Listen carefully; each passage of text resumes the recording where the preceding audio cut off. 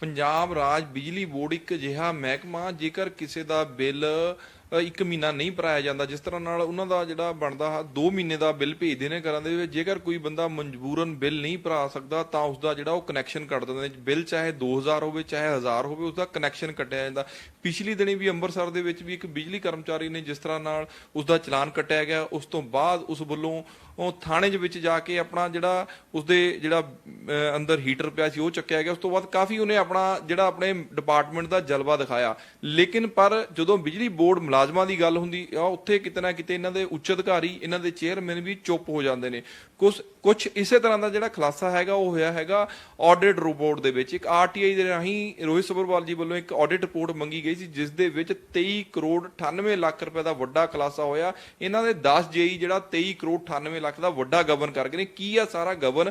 ਕੀ ਹਲੇ ਤੱਕ ਚੇਅਰਮੈਨ ਨਹੀਂ ਜਾਗੇ? ਕੀ ਹਲੇ ਸਰਕਾਰ ਨਹੀਂ ਜਾਗੀ? ਜਦ ਕਿਤੇ ਦਾ ਹਜ਼ਾਰਾਂ ਰੁਪਏ ਦਾ ਬਿੱਲ ਹੁੰਦਾ ਉਸ ਦੇ ਉੱਤੇ ਇਹ ਇਸ ਤਰ੍ਹਾਂ ਸਕੰਜਾ ਕੱਸਦੇ ਨੇ ਕਿ ਉਹ ਬੰਦਾ ਇਹਨਾਂ ਦੀਆਂ ਮਿੰਨਤਾਂ ਵੀ ਕਰਦਾ, ਫਿਰ ਵੀ ਇਹ ਉਹਨਾਂ ਦਾ ਕੋਈ ਹੱਲ ਨਹੀਂ ਕਰਦੇ। ਲੇਕਿਨ ਪਰ ਅੱਜ ਵੱਡਾ ਖੁਲਾਸਾ, ਕੀ ਇਸ ਦੇ ਵਿੱਚ ਰਿਕਵਰੀ ਹੋਵੇਗੀ ਜਾਂ ਨਹੀਂ? ਕੀ ਮਾਮਲਾ ਸਾਰਾ, ਕੀ ਕਹਿਣਾ ਚਾਹੁੰਦੇ?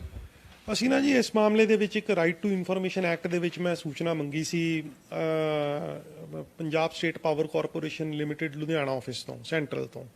ਤਾਂ ਇਹਨਾਂ ਨੇ ਮੈਨੂੰ ਇੱਕ ਇਨਫੋਰਮੇਸ਼ਨ ਆਡਿਟ ਰਿਪੋਰਟ ਦੀ ਹਜੇ ਕੁਝ ਪਾਰਟ ਅਜੇ ਸਮਝ ਲਓ 10-15% ਇਨਫੋਰਮੇਸ਼ਨ ਹੀ ਆਈ ਹੈ, ਜਿਹਦੇ ਵਿੱਚ office of the principal accountant general Indian audit and accounts department ਨੇ ਇਹਨਾਂ ਨੇ ਆਡਿਟ ਕੀਤਾ ਤੇ ਮੈਨੂੰ ਇਨਫੋਰਮੇਸ਼ਨ ਪ੍ਰੋਵਾਈਡ ਕੀਤੀ ਆ। ਸਰ ਤੁਸੀਂ ਅਗਰ ਇਹਦੇ 7 ਨੰਬਰ ਪੈਰੇ ਦੇ ਆਡਿਟ ਦੇ ਜਾਓਗੇ, 7 ਨੰਬਰ ਪੈਰੇ ਦੇ ਵਿੱਚ ਉਹਨਾਂ ਨੇ ਕਲੀਅਰ ਕੱਟ ਲਿਖਿਆ ਹੈ ਕਿ ਇਹਨਾਂ ਦੇ ਤਕਰੀਬਨ 22 ਦੇ ਕਰੀਬ ਜੇਈ ਨੇ ਜਿਨ੍ਹਾਂ ਨੇ 23 ਕਰੋੜ 38 ਲੱਖ ਰੁਪਏ ਦੇ ਸਮਾਨ ਦਾ ਹਿਸਾਬ ਨਹੀਂ ਦਿੱਤਾ। ਤਾਂ ਇਹ ਕੀ 23 ਕਰੋੜ 38 ਲੱਖ ਰੁਪਏ ਦੇ ਸਮਾਨ ਦਾ ਹਿਸਾਬ ਮੈਂ ਤੁਹਾਨੂੰ ਡਿਟੇਲ ਦੱਸਦਾ ਕੀ ਹੈ। ਬੇਸਿਕਲੀ ਇਹ ਕੀ ਹੋਇਆ ਕਿ ਵੱਖ-ਵੱਖ ਕੰਮਾਂ ਵਾਸਤੇ ਇਹਨਾਂ ਨੂੰ ਜੇਈਆਂ ਨੂੰ ਮੈਂ ਦੱਸਦਾ ਵੀ ਸਮਾਨ ਇਸ਼ੂ ਕੀਤਾ ਜਾਂਦਾ 2017-18 ਤੋਂ ਲੈ ਕੇ 18-19 ਤੱਕ 539 ਅਕਾਊਂਟਾਂ ਦੇ ਸੰਬੰਧ 'ਚ 10 ਜੇਈ ਜਿਨ੍ਹਾਂ ਦੇ ਮੈਂ ਨਾਮ ਲੈ ਰਿਹਾ, ਜੰਗੀਰ ਸਿੰਘ, ਦਵਿੰਦਰਜੀਤ ਸਿੰਘ, ਸੰਦੀਪ ਸਿੰਘ ਇਹ ਨੇ ਅਮਲੋਹ ਤੋਂ, ਤਜਿੰਦਰ ਸਿੰਘ, ਕਮਲਜੀਤ ਸਿੰਘ, ਦਰਸ਼ਨ ਸਿੰਘ ਇਹ ਨੇ ਭਾਦਸੋਂ ਤੋਂ, ਜੱਗਾ ਸਿੰਘ, ਸੁਖਵਿੰਦਰ ਸਿੰਘ ਇਹ ਨੇ ਸ਼ਮਸ਼ਪੁਰ ਤੋਂ, ਔਰ ਸੰਜੀਵ ਕੁਮਾਰ ਔਰ ਬਲਜਿੰਦਰ ਸਿੰਘ ਨੇ ਇਹ ਤੋਹਾੜੇ ਤੋਂ। ਇਹਨਾਂ ਕੋਲੇ 10 ਕਰੋੜ 40 ਲੱਖ ਰੁਪਏ ਦਾ 539 ਕੰਮਾਂ ਦੇ ਲਈ ਜਿਹੜਾ ਸਮਾਨ ਇਹਨਾਂ ਨੂੰ ਦਿੱਤਾ ਸੀ। ਸਮਾਨ ਕਿੱਦਾਂ ਦਾ ਹੋਊਗਾ ਵੀ ਜਿਵੇਂ ਕੋਈ ਬਿਜਲੀ ਦੀ ਤਾਰ ਹੋਊ, ਟਰਾਂਸਫਾਰਮਰ ਦੇ ਰਿਲੇਟਡ ਜੋ ਵੀ ਬਿਜਲੀ ਦੇ ਇਕੁਇਪਮੈਂਟ ਹੁੰਦੇ ਆ ਉੱਦਾਂ ਦਾ ਕੋਈ ਸਮਾਨ ਇਹਨਾਂ ਨੂੰ ਇਸ਼ੂ ਹੋਇਆ ਹੋਣਾ, ਜਿਹਦਾ ਇਹਨਾਂ ਨੂੰ ਇਕੁਇਪਮੈਂਟ ਦਾ ਜਿਹੜਾ ਜੋ ਵੀ ਲਿੱਤਾ ਹੈ ਉਹਦੀ ਡਿਟੇਲ ਇਹਨਾਂ ਨੂੰ ਸਬਮਿਟ ਕਰਨੀ ਪੈਂਦੀ, ਹਿਸਾਬ ਦੇਣਾ ਪੈਂਦਾ ਆ। ਇੱਕ ਕਾਨੂੰਨੀ ਚੀਜ਼ ਹੈ ਕਿਉਂਕਿ ਲੋਕਾਂ ਦੇ ਇਹਦੇ ਤੇ ਪੈਸਾ ਲੱਗਿਆ ਆ, ਲੋਕਾਂ ਦੇ ਪੈਸੇ ਦੇ ਨਾਲ ਇਹ ਸਮਾਨ ਖਰੀਦਿਆ ਗਿਆ ਆ, ਤਾਂ ਉਹ ਸਮਾਨ ਦਾ ਹਿਸਾਬ ਇਹਨਾਂ ਨੂੰ ਦੇਣਾ ਪੈਣਾ। ਤਾਂ ਇਹ ਪਾਰਟ ਏ ਸੀਗਾ 7 ਨੰਬਰ ਪੈਰੇ ਦਾ ਪਾਰਟ ਏ। 7B ਦੇ ਵਿੱਚ ਵੀ ਇਹਨਾਂ ਨੇ ਕੀ ਕੀਤਾ ਜੀ 12 ਕਰੋੜ 98 ਲੱਖ ਰੁਪਏ ਦਾ ਸਮਾਨ ਦਾ ਜਿਹੜਾ ਆ ਹਿਸਾਬ ਕਿਤਾਬ ਨਹੀਂ ਦੇ ਰਿਹਾ ਹੈਗਾ। ਤੇ ਇਹਦੇ ਵਿੱਚ 2016-17 ਤੋਂ ਲੈ ਕੇ 18-19 ਤੱਕ total 1168 number of account pending ਨੇ। ਤੇ ਇਹ ਖੁਦ ਆਡਿਟ ਡਿਪਾਰਟਮੈਂਟ ਇਹ ਗੱਲ ਕਹਿ ਰਿਹਾ ਹੈ ਇਹਦੇ ਵਿੱਚ ਕਿ ਇਹਦੇ ਵਿੱਚ ਗਬਨ ਹੋ ਸਕਦਾ, ਮਤਲਬ ਜਿਹੜਾ ਗਮਨ ਹੋ ਸਕਦਾ।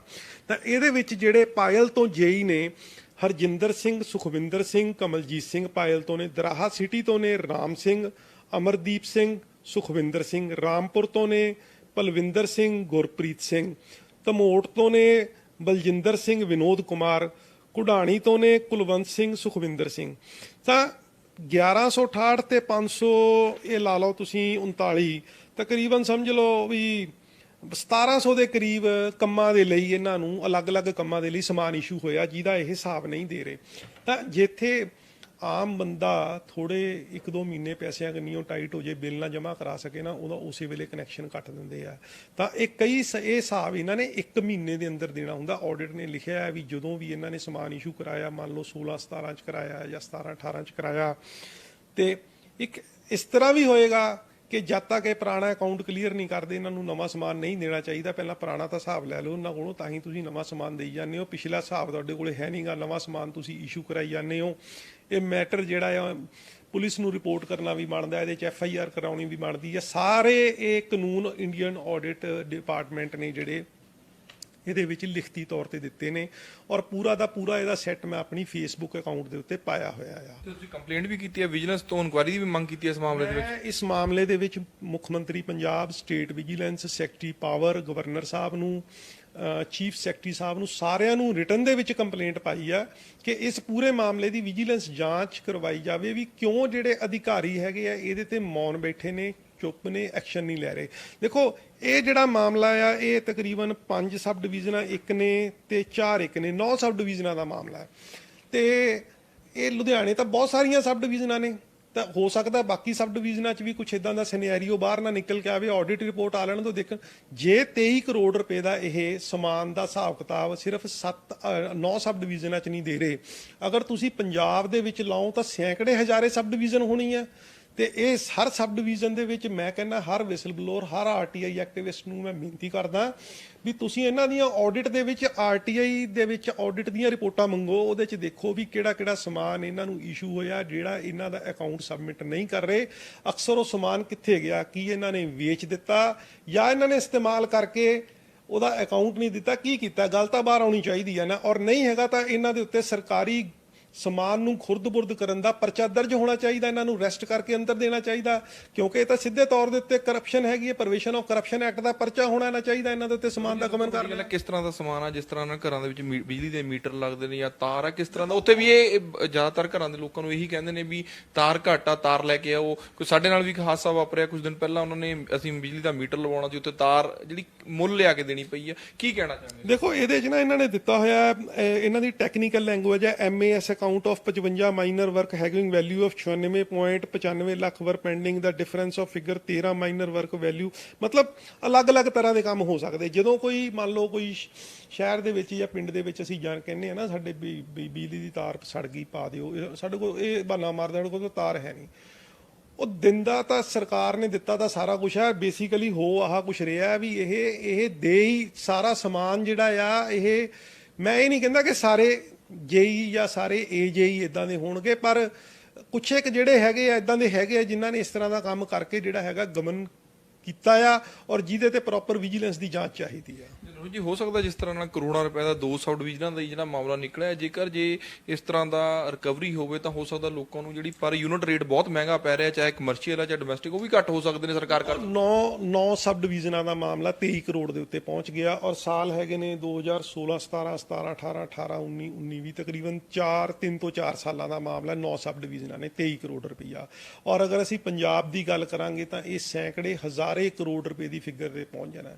ਸਰਕਾਰ ਚੁੱਪਚਾਪ ਕਦੇ 50 ਪੈਸੇ, ਕਦੇ 1 ਰੁਪਈਆ, ਕਦੇ 25 ਪੈਸੇ ਯੂਨਿਟ ਦਾ ਰੇਟ ਵਧਾ ਕੇ ਆਮ ਇਨਸਾਨ ਦੇ ਉੱਤੇ ਬੋਝ ਪਾ ਰਹੀ ਹੈ।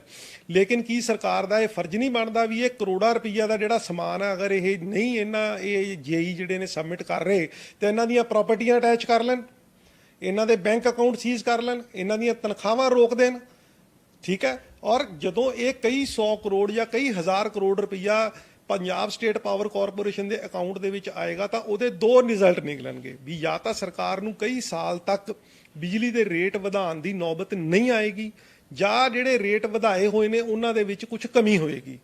ਇਹਦਾ ਸਿੱਧੇ ਤੌਰ ਦੇ ਉੱਤੇ, ਕਿਉਂਕਿ ਇਹ ਜਿਹੜਾ ਪੈਸਾ ਆ ਇਹ ਪੈਸਾ ਤਾਂ ਲੋਕਾਂ ਦਾ ਹੈ ਨਾ ਜੀ, ਸੈਂਕੜਾ ਹਜ਼ਾਰੇ ਕਰੋੜ ਰੁਪਈਆ ਜਿਹੜਾ ਹੈਗਾ ਇਹ ਤਾਂ ਲੋਕਾਂ ਦਾ ਪੈਸਾ ਹੈ ਨਾ। ਜੇ ਲੁਧਿਆਣੇ ਵਰਗੀ ਸਬ ਡਿਵੀਜ਼ਨ 'ਚ ਸ਼ਹਿਰ 'ਚ ਇਹ ਹਾਲ ਹੈ ਤਾਂ ਫਿਰੋਜ਼ਪੁਰ, ਬਠਿੰਡਾ, ਤੁਹਾਡਾ ਪਠਾਨਕੋਟ, ਜਿਹੜੇ ਹੋਰ ਜ਼ਿਲ੍ਹੇ ਨੇ ਬਰਨਾਲਾ, ਸੰਗਰੂਰ, ਸਾਰੇ ਪਾਸੇ ਦੇਖ ਲਓ, ਸਭ ਪਾਸੇ ਇਹ ਕੁਝ ਹੀ ਲੱਗਦਾ ਸਾਨੂੰ ਤਾਂ ਹਨੇਰਾ ਨਜ਼ਰ ਆ ਰਿਹਾ ਸਾਰੇ ਪਾਸੇ, ਜਿਹਦੀ ਪ੍ਰੋਪਰ ਜਾਂਚ ਹੋਣੀ ਚਾਹੀਦੀ ਹੈ।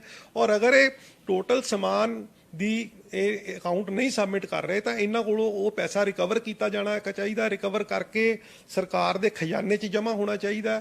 ਔਰ ਲੋਕਾਂ ਨੂੰ ਸਿੱਧੇ ਤੌਰ ਦੇ ਉੱਤੇ ਮੈਂ ਚੈਲੰਜ ਕਰਦਾ ਕਿ ਲੋਕਾਂ ਨੂੰ ਸਿੱਧੇ ਤੌਰ ਦੇ ਉੱਤੇ ਇੱਕ ਬੜੀ ਵੱਡੀ ਰਾਹਤ ਮਿਲੂਗੀ, ਜਾਂ ਤਾਂ ਰੇਟ ਕੁਛ ਇੱਕ ਸਾਲਾਂ ਲਈ ਨਹੀਂ ਵਧਣਗੇ ਜਾਂ ਕੁਛ ਨਾ ਕੁਛ ਰੇਟ ਦੇ ਵਿੱਚ ਮਤਲਬ ਘਟਾਏ ਵੀ ਜਾ ਸਕਦੇ ਆ। ਸਰਕਾਰ ਕੋਲੇ ਇੰਨਾ ਸਰਪਲਸ ਪੈਸਾ ਇਕੱਠਾ ਹੋ ਜਾਏਗਾ।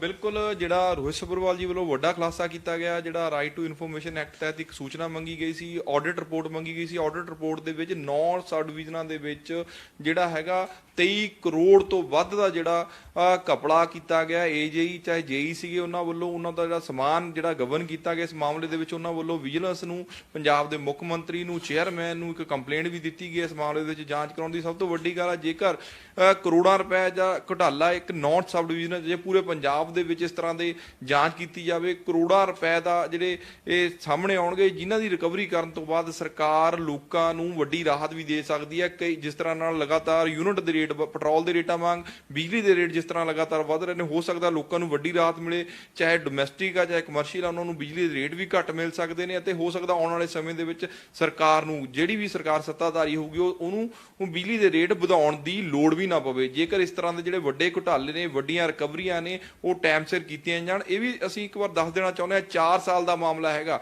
ਜੇਕਰ ਪੂਰੇ ਪੰਜਾਬ ਦੇ ਵਿੱਚ ਝਾਤ ਮਾਰੀ ਜਾਵੇ, ਹੋ ਸਕਦਾ ਹੈ ਕਰੋੜਾਂ ਰੁਪਏ ਦਾ ਕਿਤੇ ਨਾ ਕਿਤੇ ਗਬਨ ਹੋਊਗਾ। ਇਸ ਮਾਮਲੇ ਦੇ ਵਿੱਚ ਸਖਤੀ ਕਰਨ ਦੀ ਲੋੜ ਆ ਤਾਂ ਜੋ ਲੋਕਾਂ ਨੂੰ ਰਾਹਤ ਮਿਲ ਸਕੇ, ਲੋਕਾਂ ਨੂੰ ਘੱਟ ਰੇਟ ਤੇ ਜਿਹੜਾ ਹੈਗਾ ਬਿਜਲੀ ਦੇ ਯੂਨਿਟ ਮਿਲ ਸਕਣ। ਲੁਧਿਆਣਾ ਤੋਂ ਕੈਮਰਾ ਪਰਸਨ ਰੋਹਿਤ ਦੇ ਨਾਲ ਤਰਸੇਮ ਪਾਲ।